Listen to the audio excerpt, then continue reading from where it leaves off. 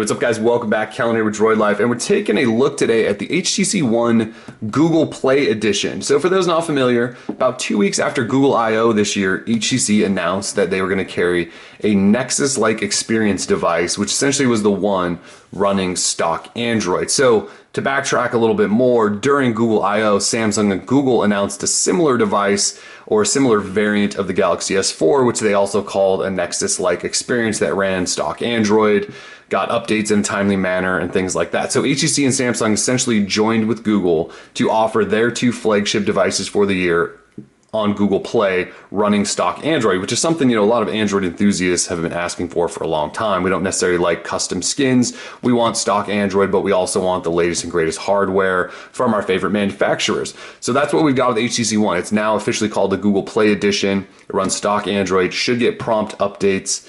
And yeah, no HTC Sense to be found here. So on the Galaxy S4, which we'll look at later, you got no TouchWiz. On the HTC One, you got no Sense, just stock Android, which you can sort of see pictured here. In terms of hardware, it's identical to the HTC One that has been out for a couple months. It comes with Sense that's sold on carriers or unlocked. It's identical, same screen, camera, internal storage, speakers, all that stuff identical.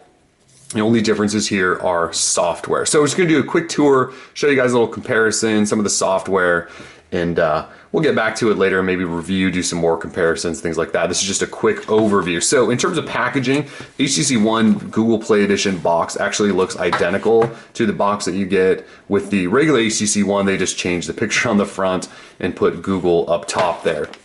If we go on the back side, here is your spec breakdown. So again, Qualcomm Snapdragon 600, quad-core processor, clocked 1.7 gigahertz. You got a micro SIM tray, 32 gigabytes of storage, 2 gig RAM, 4.7-inch 1080p display, boom sound, which are the front speakers, amplified speakers, and they actually do work on this. You got Beats audio, ultra pixel camera on the back, which is that same 4 megapixel camera. You've got a 2.1 megapixel wide angle lens on the front, 3.5 millimeter headphone jack, Bluetooth, all that good stuff. So again, same exact device, just different software. So let's pop it open here.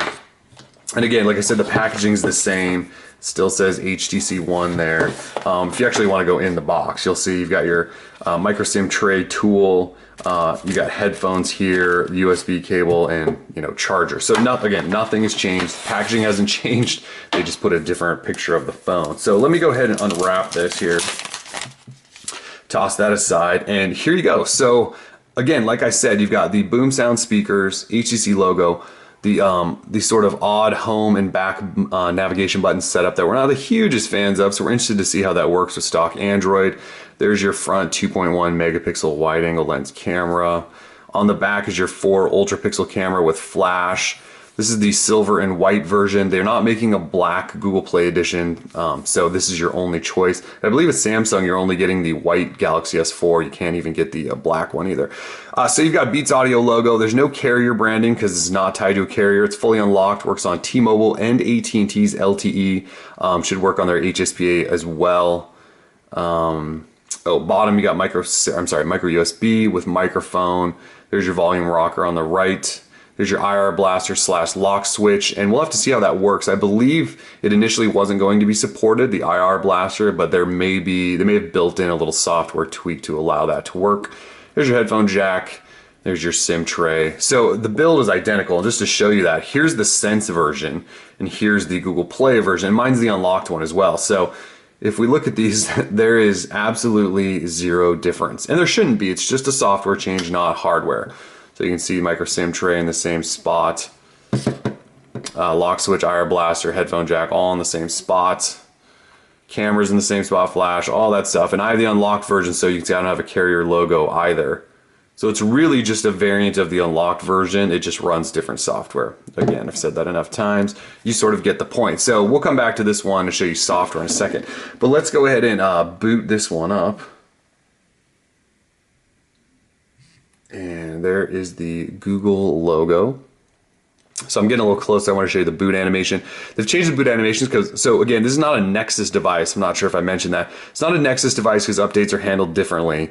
So they're not going to give it the Nexus boot animation. They actually created an entire new Google Play Edition boot animation. So for those that are confused, we have Nexus devices that are created essentially by Google or helped designed by Google. They partner with a hardware manufacturer, and they release Android versions. Those get them first. Now we've got Google Play Edition devices that are sold through Google Play, still get updates fast, but the updates aren't necessarily coming directly from Google, or at least Google and whoever their manufacturer partners have to work together to push those updates out faster. I know that sounds confusing, but you got Google Play that are non-Nexus devices, then you still have Nexus. So you've got some choices in terms of hardware through Google Play. So you've got stock Android 4.2.2, the newest version of it. And actually, let me turn up the brightness a little bit here. And it is all the way up. All right, so there you go. I mean, this is stock Android 4.2.2. This is sort of what we've been asking for, right? When you flip through home screens, you get the 5. You don't get there's no blink feed. There's none of the HTC software tweaks at all. If you go into the dialer, it's the stock dialer. If we go into the camera app, it's the stock camera app. However, this is a slightly newer version of the camera app than what you'll see on like even the Nexus 4, which is kind of weird. Now we've made the APK available to download if you want to try it out, but they've really just changed sort of the menu and stuff like that. We'll do a full test on picture quality and if this takes comparable pictures to the regular Sense version. We'll go into that later, but we really just want to show you a quick tour. So it's got stock that, it's got the stock way that it does folders and all the Google apps. It's a stock device. Let's go ahead and hit OK there. It's absolutely stock Android. There's no Sense whatsoever on here. So if we go in notifications, you also get, let me go ahead and take a screenshot. So if you take a screenshot, you even got the noises that are stock Android. And then since it's 4.2.2, you get the ability to interact with your notifications better. You also get a share button directly. Yeah, again, it's completely stock. We also get the quick toggle over for the quick toggles for brightness and Wi-Fi and things like that. If we go ahead and go in settings, you'll see it's the stock Android menu in here. So it doesn't look like Sense. Let's go ahead and go into About Phone. We'll show you it's the HTC One running 4.2.2.